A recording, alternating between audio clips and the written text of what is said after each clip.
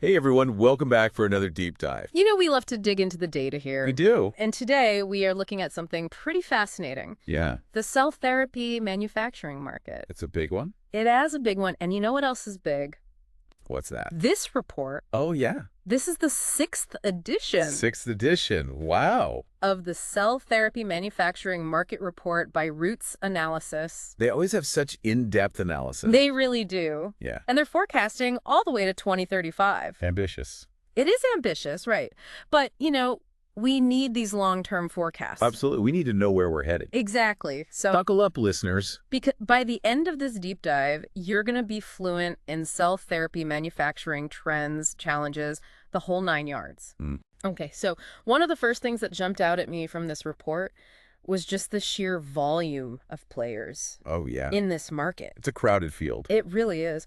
We're talking over 265 companies, hospitals, research institutions globally. Wow. It's a lot, right? That is a lot. But here's the real kicker. Over 70% Over 70%. aren't just dabbling. Oh, They're full-on industry players. so they're all in. All in. Interesting. Yeah, and that's a really big deal. Yeah.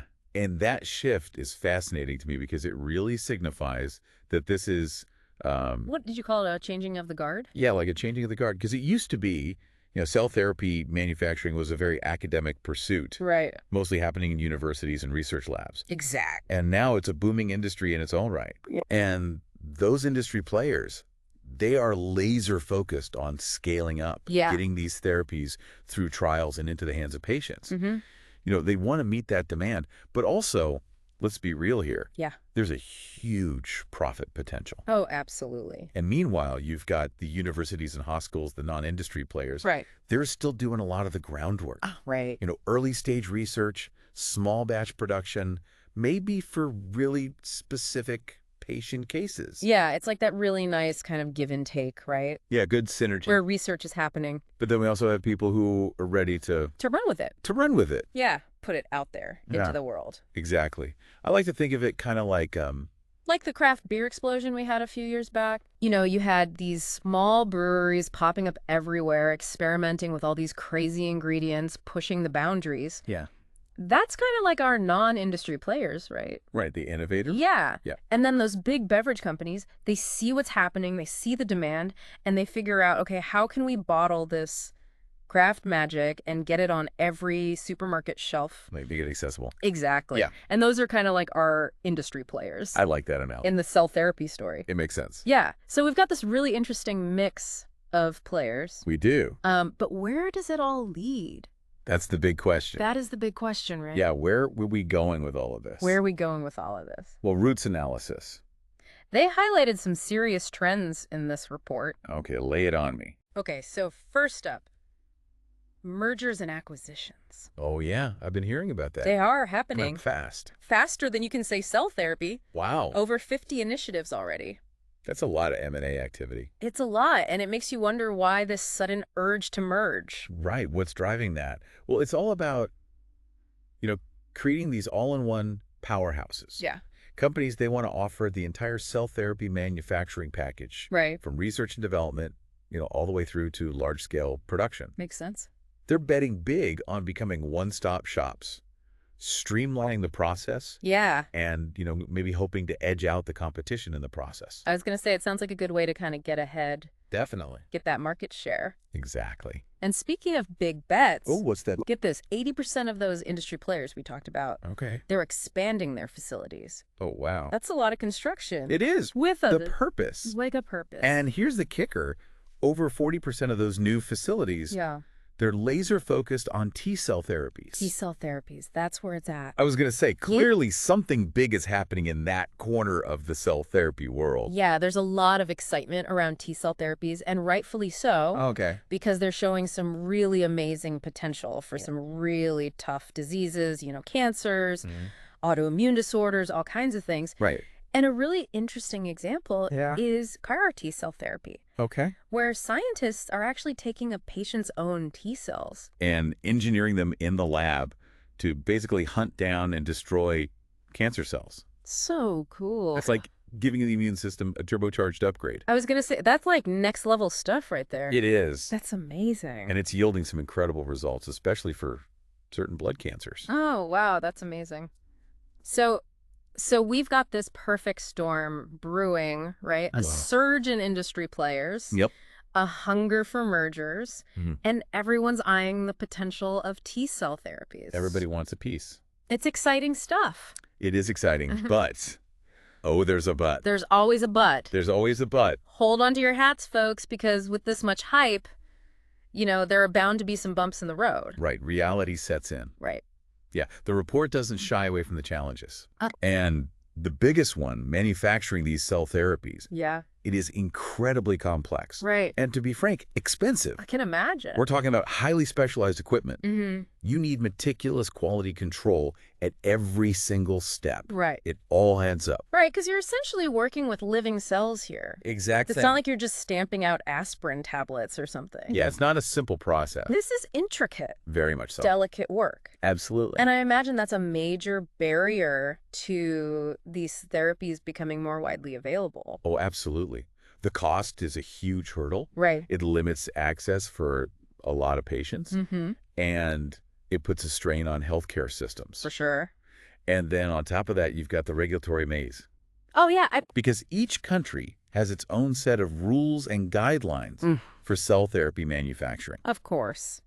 And that can be a real headache for companies Oh, I bet. that are trying to operate globally. It sounds like a logistical nightmare. It can be, imagine trying to navigate a different set of traffic laws every time you cross the state line. Oh, that's a good way to put it. Yeah. So it's like the Wild West of regulations out there. Pretty much. So how do we bridge that gap? Yeah, that's the million-dollar question. Right. How do we make these therapies more accessible without compromising quality and safety? Right. We need to find that balance. Right. Well, the report points to two key areas. Okay, let's hear it. First up, automation. Makes sense. We need to find ways to streamline that manufacturing process. Right. Reduce the reliance on manual labor, which is both time-consuming and costly. Right. Yeah. So think, robotics. Oh, right. AI-powered systems. Okay. Anything that can make production smoother, faster, and more efficient. Okay, so streamlining the factory floor, so to speak. Yeah, exactly. But what about those regulatory hurdles? Any solutions on that front? Yeah, harmonization is what we need. Okay. Imagine if countries could agree on a more standardized set of guidelines for cell therapy manufacturing. Right. That would be a game changer. I bet. It would streamline the approval process, speed up clinical trials, and ultimately get these life-changing therapies to the people who need them faster. Right. It's about creating a smoother path from the lab to the patient. Exactly. Which benefits everyone. Everyone wins. Okay, so we've talked a lot about the challenges here. But I have to ask, what about the future? Yeah. Does this report offer any glimpses into what's next for cell therapy manufacturing? It does.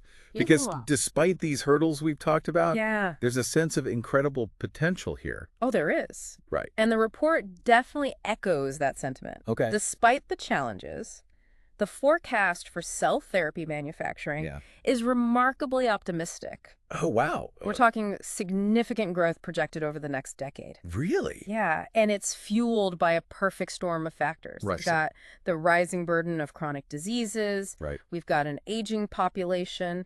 And there's just this growing awareness and demand for personalized therapies. Oh, for sure. People are realizing that one-size-fits-all medicine isn't always the answer. It's the era of personalized medicine. It really is. And cell therapy is right at the forefront. It's leading the way. We talked about all the excitement around T-cell therapies. We did. Are there any other players in this field that we should be watching? Well, while T-cell therapies are definitely having their moment in the sun, right, the report predicts that stem cell therapies are going to carve out a bigger and bigger slice of the pie. Stem cell therapies. Okay. Yeah. They've got this incredible potential to address a whole range of diseases. Like what? Well, think tissue regeneration treating neurological disorders. Oh, wow. The possibilities are vast. So stem cell therapies could be the dark horse in the cell therapy race? Precisely. Wow. And it just speaks to the sheer breadth and depth of this field. Right. There's so much happening. Yeah. So much potential still waiting to be unlocked. That's incredible. And it's fascinating to think about the sheer range of possibilities within cell therapy. It is. But, this report isn't just about the big picture, is it? No, not at all. You mentioned earlier that it dives into the specifics as well. It goes deep. Give us a taste. Like, what kind of specifics are we talking about? Think of this report as like a deep dive buffet. I like it. You got your overview of the whole market, right? But Yeah. then you can zoom in on individual companies. Oh, cool. See who's leading the pack, who's developing what. Okay. There are detailed breakdowns of specific cell therapy types. So beyond just the T cells and stem cells? Exactly. Okay. And even a regional analysis showing how the market's playing out around the world. Wow, so it gets really granular. It gets really granular. So if anyone listening wants to really, get into the weeds with this, Yeah. this report sounds like the place to be. It's a goldmine of information. And we'll be sure to include a link in the show notes for everyone. Definitely do that. But for now, I think we've given our listeners a pretty fantastic crash course in cell therapy manufacturing. I think so. They've gone from novice to knowledgeable In just a few minutes. in just a few minutes, right? Gotta love it. Gotta love it. So much information out there packed into this episode. Hopefully they're as excited about the future of this field as we are. I hope so. It's a bright future. It really is. Well, on that note, thank you for joining us for this deep dive into the world of cell therapy manufacturing. Thanks for having me. A field just brimming with potential. And we can't wait to see what breakthroughs emerge in the coming years. I'm sure there'll be many. I'm sure there will be so. Until next time, keep those minds curious. And we'll catch you on the flip side. Bye, everyone.